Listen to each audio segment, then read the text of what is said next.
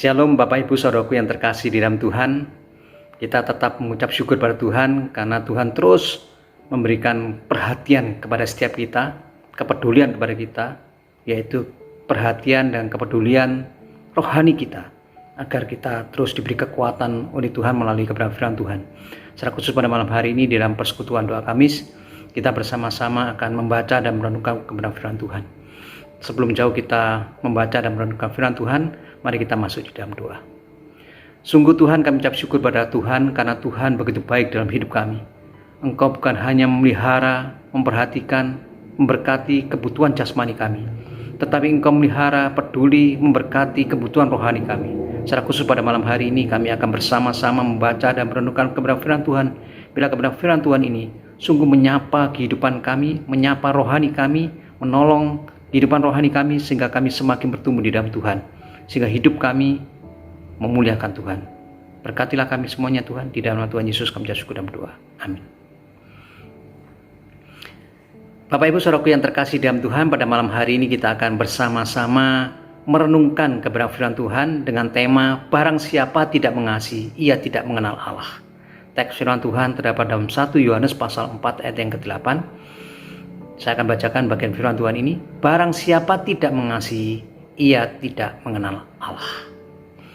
Bapak Ibu Saudaraku yang terkasih di dalam Tuhan, suhu dingin mulai memasuki gereja ketika orang-orang mulai menyatakan bahwa doktrin yang kuat akan membawa kita kepada suatu pengenalan akan Allah. Sesungguhnya mengenal Allah bersumber dari dalam identitas diri kita. Artinya, kita adalah pembawa gambar Allah. Sedangkan pengetahuan tentang Allah akan bertumbuh ketika kita belajar lebih dan lebih lagi untuk membawa kehendak kita sejalan dengan kehendak Allah. Dan pengetahuan kita tentang Allah akan bertumbuh dewasa dalam penyataan-penyataan yang seringkali tidak terduga atau mengherankan di dalam hidup kita. Di pihak lain, jika kita berpikir bahwa mengenal Allah tidak berhubungan dengan kredo-kredo, tentu itu salah. Tanpa suatu dasar, kita terikat kepada mistikisme dan fantasi zaman baru yang aneh. Untuk bertumbuh dalam pengenalan kita tentang Allah membutuhkan pengalaman rohani dan doktrin. Iya, tentunya itu. Namun lebih dari itu, kita dapat mengenal Allah dengan mengasihi orang lain. Barang siapa tidak mengasihi, ia tidak mengenal Allah. Sebab Allah adalah kasih, di dalam 1 Yohanes 4 ayat yang 8. Dan juga pikirkanlah tentang pengampunan. Apakah betul pertanyaan yang paling sukar untuk kita mengerti adalah, dapatkah Allah mengampuni dosa-dosa kita? Dapatkah Allah mengampuni tidak hanya tindakan-tindakan yang mencemarkan nama baik kita di hadapan orang lain, tetapi juga kondisi kita sendiri? Bagaimana kita dapat dibenarkan di hadapan Allah dalam keadaan sebagaimana adanya kita? Apakah memang benar kita dapat diampuni? Ada sebuah perkataan dalam doa Bapa kami yang dapat menolong kita untuk mengerti. Ampunilah kesalahan kami, seperti kami mengampuni orang yang bersalah kepada kami. Kita harus mengasihi seperti kita ingin dikasihi. Kita harus mengampuni seperti kita ingin diampuni. Artinya, kita belajar melalui sebuah tindakan. Kita dapat mengerti misteri dan mujizat pengampunan Allah melalui mengampuni orang-orang yang telah berbuat salah kepada kita. Kita mulai mengenal Allah dalam tindakan-tindakan mengasihi orang-orang lain. Kita belajar melalui pengalaman kita sendiri. Tetapi janganlah menilai diri kita terlalu tinggi. Pengampunan yang dijelaskan di sini bukanlah hal sepele, dan pasti bukan seperti tindakan seorang petugas yang sudah terlalu lelah terhadap dua orang yang melanggar peraturan. Mengampuni kesalahan-kesalahan sepele sama mudahnya seperti mengusir seekor lalat. Pengampunan yang sejati adalah lebih dari sekedar memaafkan. Sebab pengampunan yang sejati membutuhkan pembedahan jiwa. Kita perlu dibedah dengan rasa sakit, seolah-olah dengan sebuah pisau bedah untuk memotong bagian yang sudah rusak atau busuk, karena Allah adalah ahli bedahnya. Dan yang dipotong dan yang bedah adalah dosa kita. Pertumbuhan kita dalam pengetahuan melalui pengampunan bukanlah sesuatu yang kita persiapkan untuk kita capai dengan kekuatan diri kita sendiri. Allah lah sumber kemampuan kita untuk mengampuni orang lain. Hal itu jangan pernah kita lupakan. Perhatikan, ujian yang sesungguhnya dari kuasa pengampunan kita terjadi ketika kita menetapkan sasaran kepada orang-orang benar-benar telah membuat kita hidup menderita,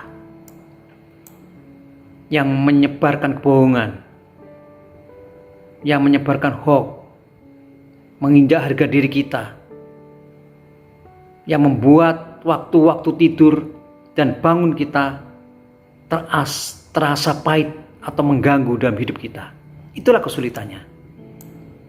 Untuk mengampuni orang seperti itu terasa tidak mungkin, kata kita. Ya memang, dengan kekuatan kita sendiri, memang hal itu tidak alami dan tidak mungkin. Tetapi itulah perintahnya. Patuhilah atau tinggalkan. Lagi pula setelah perintah yang pertama dan terbesar adalah kasihilah sesama manusia seperti dirimu sendiri. Realitanya, terlalu sering terjadi sesama kita adalah musuh kita. Jadi bagaimana kita melakukannya? Hanya dengan cara mengasihi apa yang berasal dari Allah dalam setiap diri manusia. Ada sesuatu dari Allah dalam diri setiap orang. Bahkan pencuri di atas kayu salib melihat cahaya Kristus dalam penderitaannya. Kita dapat mengasihi sama kita, bahkan musuh-musuh kita, karena benih esensi keberadaan Allah ada di dalam setiap kita. Karena tujuan kekal telah ditanamkan di dalam jiwa setiap orang. Itulah arti mengasihi. Tidak peduli betapa jahatnya seseorang di dalam kehidupannya, ia tidak pernah kehilangan sesuatu yang ilahi. Itulah titik hubungan di antara kita. Titik di mana anugerah mendesak masuk ke dalam. Orang yang belajar mengasihi, orang yang belajar mengampuni, maka dapat mengetahui sesuatu yang bersifat kekal. Sesuatu tentang Allah yang Maha Kuasa. Mereka itu yang disebut mengenal Allah. Amin. Tuhan Yesus memberkati Bapak Ibu semuanya. Bapak Ibu saudaraku yang terkasih dalam Tuhan, kita akan masuk di dalam doa, sekaligus kita akan bersama-sama mendoakan saudara kita yang berulang tahun di dalam bulan Agustus ini.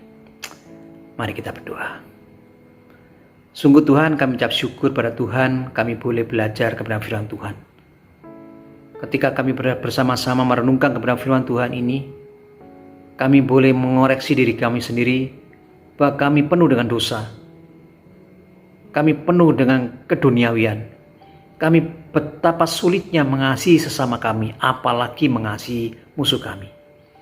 Terasa sulit dan tidak mungkin bagi kami. Tetapi ketika kami percaya kepada Tuhan Yesus, ada Roh Kudus di dalam diri kami yang memungkinkan kami untuk mengasihi bukan hanya sesama kami, sahabat kami, teman-teman kami yang baik, tetapi musuh-musuh kami yang menyakiti diri kami. Terima kasih Tuhan, karena Roh Kudus ada di dalam diri kami yang memampukan kami untuk mengasihi musuh-musuh kami. Barang siapa mengasihi, dia mengenal Allah. Terima kasih Tuhan, firman Tuhan yang Tuhan ajarkan dalam hidup kami. Saat ini Tuhan, kami bersama-sama berdoa untuk saudara kami yang berulang tahun di dalam bulan Agustus ini. Kiranya Tuhan sendiri akan menjaga mereka. Tuhan yang melindungi mereka. Tuhan yang memelihara mereka. Tuhan berkati mereka. Kami berdoa Tuhan untuk Ibu Amelia Halimun Harja, Lani Agustin, Ibu Listiawati, Ibu Vendari Asan, Bapak Heri Siswanto, Ibu Nita Agustiana, Ibu Nani Sunarti, Danu Imam Syafi'i. Tuhan, jagalah mereka. Tuhan, peliharalah mereka. Tuhan, lindungilah mereka. Tuhan, berkatilah mereka semuanya. Sehingga mereka sungguh merasakan bahwa mereka ada sampai hari ini oleh karena perlindungan dan berkat Tuhan. Sehingga di dalam hidupnya sungguh hanya mengandalkan Tuhan. Sehingga hidupnya hanya tergantung pada Tuhan. Hidupnya percaya pada Tuhan. Dan hidupnya boleh dipakai oleh Tuhan. Oleh sebab itu Tuhan, berkatilah saudara kami ini. Hidupnya secara pribadi, kehidupan rumah tangganya, pekerjaannya, imannya, pelayanannya. Tuhan pelihara dan berkati mereka semuanya. Sehingga melalui saudara kami ini, mereka boleh menjadi berkat bagi banyak orang. Dan nama Tuhan saja dimuliakan. Terima kasih Tuhan, dengarkan doa kami. Di dalam nama Tuhan Yesus kami syukur dan berdoa.